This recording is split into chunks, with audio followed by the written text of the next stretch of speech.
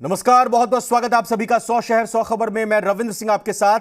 फटाफट खबरों में रुक करने से पहले इस वक्त की एक बड़ी ब्रेकिंग न्यूज का रुक करते हैं और आपको जानकारी देते हैं कि दिल्ली में महत्वपूर्ण गतिविधियां राजनीतिक तौर पर आगे बढ़ रही हैं राष्ट्रपति चुनाव को लेकर। जी हां, देश के अगले राष्ट्रपति कौन होंगे, इन चुनावों को लेकर इस वक्त की सबसे बड़ी खबर आपको बता दें। देश के रक्षा मंत्री राजनाथ सिंह ने मुख्यमंत्री नीतीश कुमार से बातचीत की है देश के भावी राष्ट्रपति को लेकर। राष्ट्रपति चुनाव में सर्वसम्मति से उम्मीदवार तय करने को लेकर मुख्यमंत्री नीतीश कुमार के साथ देश के रक्षा मंत्री राजनाथ सिंह ने बात की है। रक्षा मंत्री राजनाथ सिंह ने विपक्षी दलों के और नेताओं से भी बात की है। इनमें मल्लिकार्जुन खड़गे, पश्चिम बंगाल की मुख्यमंत्री ममता बनर्जी और समाजवादी पार्टी अध्यक्ष अखिलेश यादव से भी राजनाथ सिंह ने फोन पर बातचीत की है। आपको बता दें कि आज दोपहर ही 3 बजे के करीब ममता बनर्जी के नेतृत्व में 17 राजनीतिक दलों के नेताओं ने मिलकर बातचीत की है। राष्ट्रपति पद को लेकर उनकी तरफ से कुछ नाम सुझाए गए हैं, लेकिन इस बीच ये एक बड़ा डेवलपमेंट एनडीए के खेमे से बीजेपी की तरफ से, जिसमें राजनाथ सिंह अब मुख्यमंत्री नीतीश कुमार से बात करते हैं। साथ ही साथ विपक्ष के और भी नेताओं से उन्होंने बात की है, फोन पर बातचीत की है। अखिलेश यादव से, ममता बनर्जी से, सबसे बड़ी बात मुख्यमंत्री नीतीश कुमार से भी राष्ट्रपति चुनाव को लेकर उनकी बातचीत हुई है और सर्वसम्मति से एक कैंडिडेट का चुनाव किया जाए, उनको ही विजयी बनाया जाए निर्विरोध तरीके से। ये कोशिश अब एनडीए के खेमे से होती हुई दिखाई दे रही है ताकि चुनाव की नौबत ना आए। ये एक बड़ा मूव है। इस वक्त आपको बता दें कि दिन में भी हमने बात की थी कि राजनाथ सिंह और बीजेपी के राष्ट्रीय अध्यक्ष जेपी नड्डा को एक तरह से कहें कि अधिकृत किया गया है। उनको कहा गया है इस संबंध में कि वो कॉमन कैंडिडेट को बनाएं और इसी को लेकर ये कवायद आगे बढ़ती हुई हालांकि पिछड़ गई है एनडीए। और अब इसके बाद जिस तरह से आज विपक्षी दलों ने बात की, हमारे साथ हमारे सहयोगी, हमारे संवाददाता रविंद्र कुमार इस बीच जुड़ चुके हैं। रविंद्र, एक तरह से देखें कि भले ही एनडीए पिछड़ गई हो, लेकिन मेन मुद्दा वही है कि सर्वसम्मति से इस बार राष्ट्रपति के उम्मीदवार का चयन हो और उनको विजयी बनाए। बिल्कुल बिल्कुल, प्रधानमंत्री नरेंद्र मोदी की यही कोशिश है कि देश के सर्वोच्च पद पर चुनाव न हो। हालांकि ये कोशिश हर बार राष्ट्रपति के चुनाव में होता रहा है। जो भी सत्ता पक्ष के काबिज रहते हैं तो विपक्ष से बात करते रहते हैं, लेकिन कभी भी एक कॉमन कैंडिडेट नहीं हुआ। यहाँ तक कि डॉक्टर राजेंद्र प्रसाद भी जब चुनाव लड़े राष्ट्रपति पद के लिए खड़े हुए थे तो उनके खिलाफ भी उम्मीदवार खड़ा हुआ था, भले ही वो निर्दलीय हो। तो कहीं ना कहीं कोशिश होती है। यहाँ तक कि एपीजे अब्दुल कलाम के समय भी कोशिश हुई थी, प्रणब मुखर्जी के समय भी कोशिश हुई थी, लेकिन कभी भी कंसेंसस नहीं बना। लेकिन प्रधानमंत्री नरेंद्र मोदी और बीजेपी की कोशिश है कि एनडीए तो एक जुट है इस मसले पर, यूपीए और दूसरे विपक्षी दल है उनको भी एक सुर में लाया जाए, एक मंच पर लाया जाए, एक ऐसा उम्मीदवार तय किया जाए जिसके खड़ा किए जाने पर कोई चुनाव न हो, जो 18 जुलाई को होना है। तो एक शुरुआत हुई है। रक्षा मंत्री राजनाथ सिंह ने बिहार के मुख्यमंत्री नीतीश कुमार से बात की है। कांग्रेस एलओपी है राज्यसभा में मल्लिकार्जुन खड़गे से। ममता बनर्जी, जैसा कि आपने बताया, आज ही उन्होंने मोर्चा खोला है। 17 विपक्षी दलों की बैठक बुलाई थी और वहां पर 2 नाम भी फ्लोट हुए थे, गोपाल कृष्ण गांधी और फारूक अब्दुल्ला का। और तो कहीं ना कहीं कोशिश है सरकार की कि कंसेंसस बनाया जाए, लेकिन अंत में वही होगा कि एनडीए का उम्मीदवार होगा एक, और दूसरी तरफ से यूपीए या अन्य विपक्षी दल के उम्मीदवार भी खड़ा होंगे और चुनाव 18 जुलाई को तय होना। रविंद्र, बीजेपी की एक एक गतिविधि पर आपकी लगातार नजर रहती है बाकी पॉलिटिकल पार्टीज और राजनीतिक घटनाक्रम में अलावा। 2 दिन पहले ही जेपी नड्डा और राजनाथ सिंह को कहा गया था कि उनको जिम्मेदारी सौंपी गई थी कि एक तरह से राष्ट्रपति के पद के उम्मीदवार के तौर पर आम सहमति बनाई जाए। लेकिन आज चूंकि बैठक हो गई पहले विपक्षी दलों की, उसके बाद अब इस मूव को कैसे देखा जाए और पता चल पाया कि बातचीत जो हुई है किस तरह की बातचीत रही है मुख्य तौर पर विपक्षी नेताओं से। देखिए, जो हमें सूत्रों से जानकारी मिल रही है, मुख्यमंत्री नीतीश कुमार के साथ जो राजनाथ सिंह की बात हुई है इस संबंध में, तो नीतीश कुमार यही जानना चाहे कि क्या कोई कैंडिडेट बीजेपी ने तय किया है या प्रधानमंत्री ने कोई नाम तय किया है। तो उस पर जो जानकारी मिले, राजनाथ सिंह ने कहा कि अभी कोई नाम तय नहीं हुआ है, लेकिन अगर आपके दिमाग में या आप चाहते हैं कोई कैंडिडेट आपके पास हो तो आप अपना नाम बताएं। तो कहीं ना कहीं इस तरह की बातें हुई है। हालांकि ये तय माना जा रहा है कि जो प्रधानमंत्री या बीजेपी तय करेंगे उसको एनडीए पूरा घटक दल, यहाँ तक कि जगन रेड्डी और नवीन पटनायक भी उस कैंडिडेट पर सहमत हो जाएंगे। लेकिन जाहिर सी बात है, जब बातचीत होती है तो जो दूसरा पक्ष है उससे यही पूछा जाता है कि कंसेंसस उम्मीदवार होना चाहिए, चुनाव न हो, सर्वोच्च पद पर है। इस तरह की बातें होते रही है पहले भी और आज भी उसी तरह की बातें हुई है।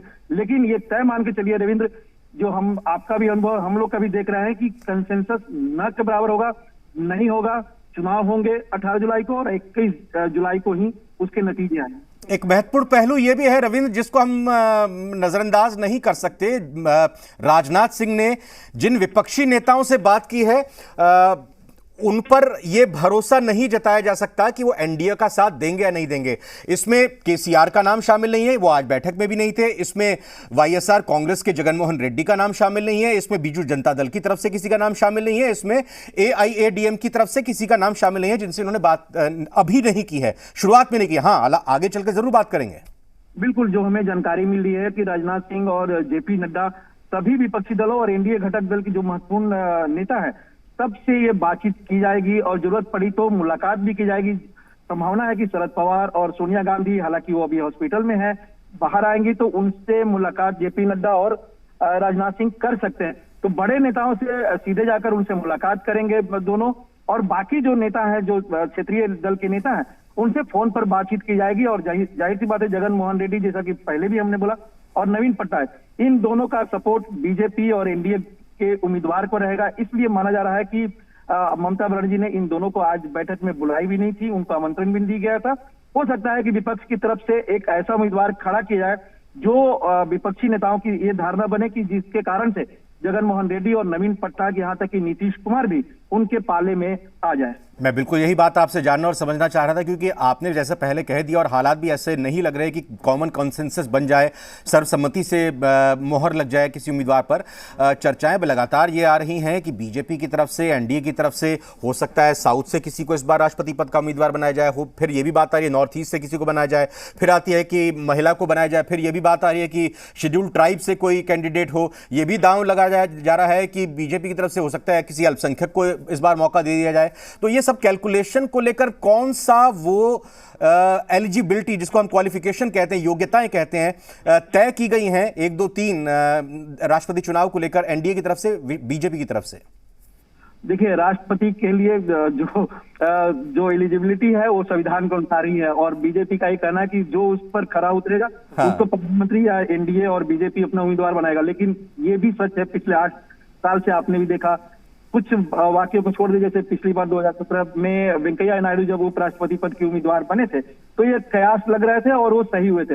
लेकिन माना जाता है कि जिस तरह से पिछली बार रामनाथ कोविंद का नाम एकाएक अमित शाह ने प्रेस कॉन्फ्रेंस करके, जो उस समय बीजेपी के अध्यक्ष थे और पुराने बीजेपी हेडक्वार्टर में प्रेस कॉन्फ्रेंस करके उस नाम को उजागर किए थे, इस बार भी माना जा रहा है कि प्रधानमंत्री नरेंद्र मोदी अपने 1-2 बड़े नेताओं से सलाह मशविरा कर एक नाम तय करेंगे, जिसके बारे में कयास लगाना काफी मुश्किल होगा। जो आपने कहा कि दलित भी हो सकते, पिछली बार दलित थे, इस बार आदिवासी हो सकते हैं, हो सकता है कि आदिवासी में भी महिला हो सकता है कि तमिलनाडु या साउथ से हो, जिसके बारे में कहा जा रहा है कि जो तेलंगाना की गवर्नर है तमिलसाई, उनका भी नाम हो सकता है। अल्पसंख्यक की बात जहां तक है तो संभावना अल्पसंख्यक की सबसे ज्यादा उपराष्ट्रपति पद के लिए है, राष्ट्रपति पद के लिए संभावना न के बराबर है, ऐसा बीजेपी के बड़े नेताओं का मानना है। हालांकि उनका भी कयास ही है, क्योंकि उनका भी यही तय करना है, सिर्फ और सिर्फ प्रधानमंत्री नरेंद्र मोदी तय करेंगे और वो सलाह मशविरा करेंगे अमित शाह से और जेपी नड्डा से, बाद में संसदीय बोर्ड में उस पर मुहर लगेगी। तो कहीं ना कहीं कयास ही लग रहा है, दक्षिण का भी हो सकता है और वो आदिवासी या फिर महिला भी हो सकती है। एक लास्ट सवाल बस यही कि एजेएसयू ये एक तरह से कहें कि घटक है, झारखंड में बीजेपी के साथ है, हालांकि सरकार में नहीं विपक्ष में है। उन्होंने आज खुला समर्थन दे दिया उम्मीदवार बनने से पहले ही। आज जो फोन पे बातचीत बिहार के मुख्यमंत्री नीतीश कुमार से हुई है, कुछ इस तरह का आश्वासन उनकी तरफ से दिया गया है कि हम आपके साथ रहेंगे, कोई भी उम्मीदवार हो?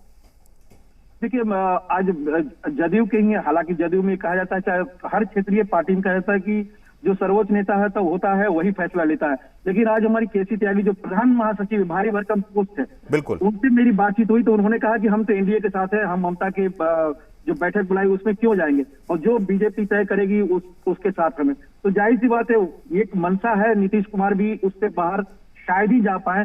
हालांकि एक कयास जरूर लगाया जा रहा है विपक्ष की दल की तरफ से, हालांकि शरद पवार का नाम उछाला जाए, उनको कंसेंसस एक उम्मीदवार विपक्ष बनाए, कि उस वैसे में पुराने रिश्ते को देखते हुए नीतीश कुमार भी उनको सपोर्ट करने के लिए बाध्य हो जाए, ऐसा विपक्षी दलों का मानना है। लेकिन फिलहाल इन सभी कयासों विराम लगा के ये कहा जा सकता है कि नीतीश कुमार बीजेपी के साथ है और एनडीए घटक दल के रूप में जिस भी उम्मीदवार का नाम तय होगा, नीतीश कुमार और जेडीयू उसके साथ रहे।